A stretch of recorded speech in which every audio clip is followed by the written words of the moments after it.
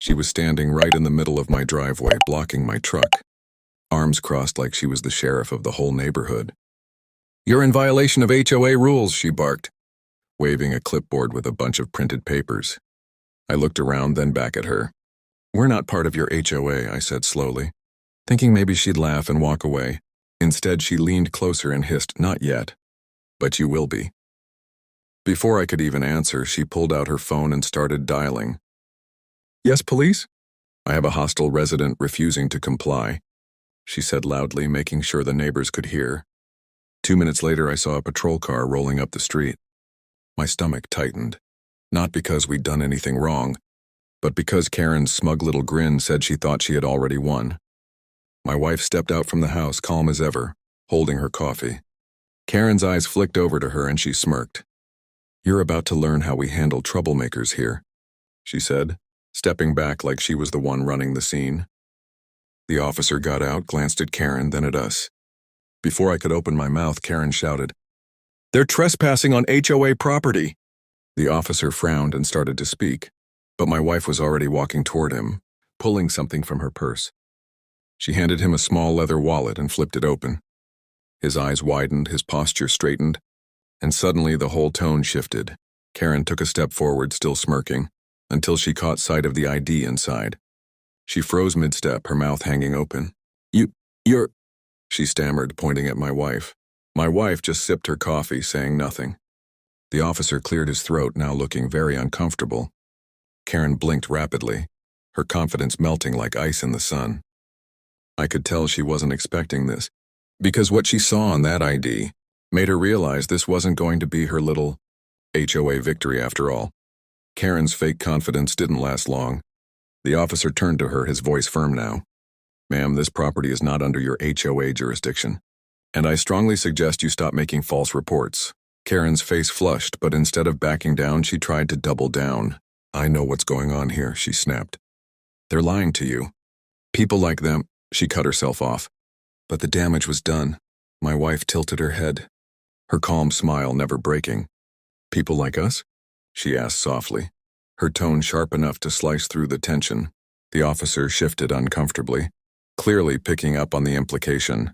Karen stumbled over her words. I just mean, they're ignoring community rules." "That's funny," my wife said, reaching into her bag again.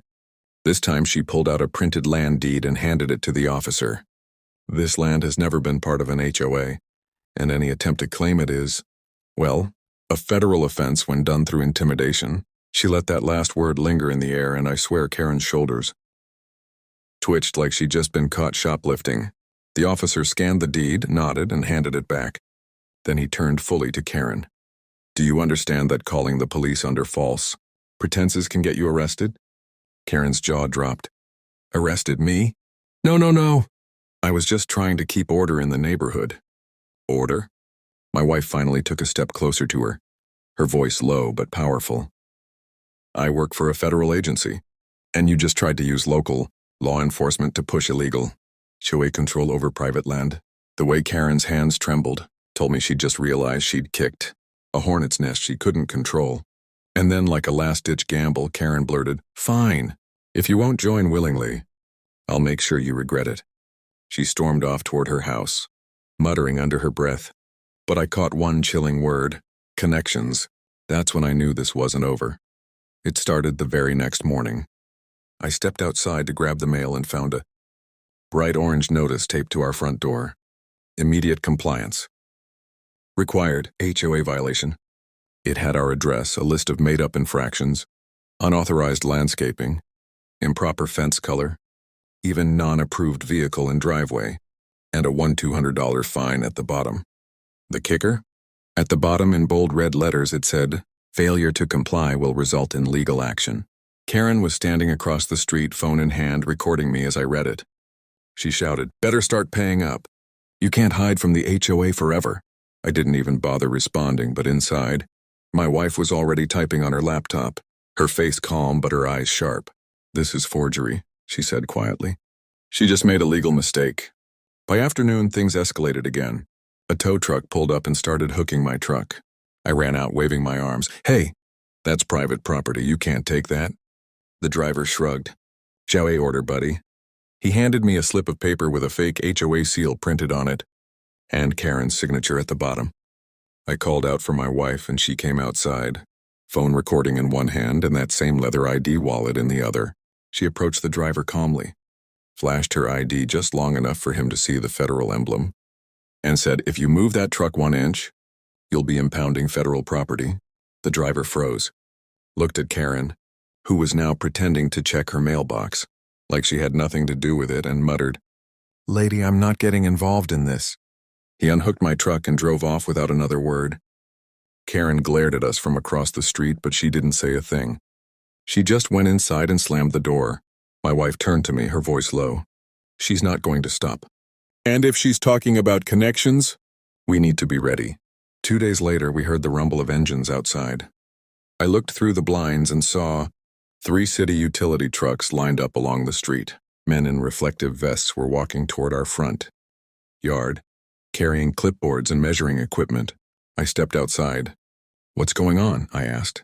One of them glanced at his paperwork. "We got an order to inspect for non-compliance with city codes. Says here your property is marked for removal of unauthorized structures." My eyes narrowed. "Structures like what?" The guy pointed at my shed, the garden fence, even the porch railing. "All of it," he said flatly. "If it's not approved, it comes down." Across the street, there she was, Karen leaning on her mailbox, sipping tea like she was watching a morning soap opera. She called out, "You should have just joined the HOA. Now you'll learn how we handle rule breakers." I could feel my blood boiling. But before I could say anything, my wife walked out calm as ever. She asked one of the workers for the paperwork and flipped through it. "This order is fake," she said, tapping the signature line. "The name here is a former city inspector who retired 2 years ago. This is fraud, and I know exactly where it came from." The workers exchanged uneasy looks. One of them leaned closer to me and whispered, "We just go where we're told, but if this is fake, we don't want to get caught in it." My wife smiled politely, handed the papers back, and said, "I'll be sending a copy of this to the district attorney's office." Karen's smirk faltered just for a second, but she quickly recovered. "You think anyone's going to believe you over me?" she called out. My wife didn't even look at her. "Karen," she said, her voice carrying across the street, "I work for a federal agency. I don't need people to believe me. I just need the truth, and I have it in writing." Karen's teacup trembled, slightly before she turned and stomped back into her house. But I knew from the way she slammed that door, she was already planning her next move. It was just after sunset, when we heard the pounding on the front door, 3 sharp, heavy knocks. I opened it to find 2 men in dark uniforms, badges clipped to their belts, standing on the porch. One of them barked, "Step outside, sir. We need to speak with you regarding multiple violations and pending arrest." Behind them, parked at the curb, was a black SUV with flashing amber lights, and standing just far enough back to avoid being in the spotlight was Karen, grinning like a cat that had cornered a mouse. I kept my voice calm. "Which department are you with?" I asked. The first man said, "Community Enforcement Division." My wife, who had just stepped into the doorway, narrowed her eyes. "There's no such division in this county," she said flatly. The taller man took a step forward, clearly trying to look intimidating. "We can do this the easy way or the hard way."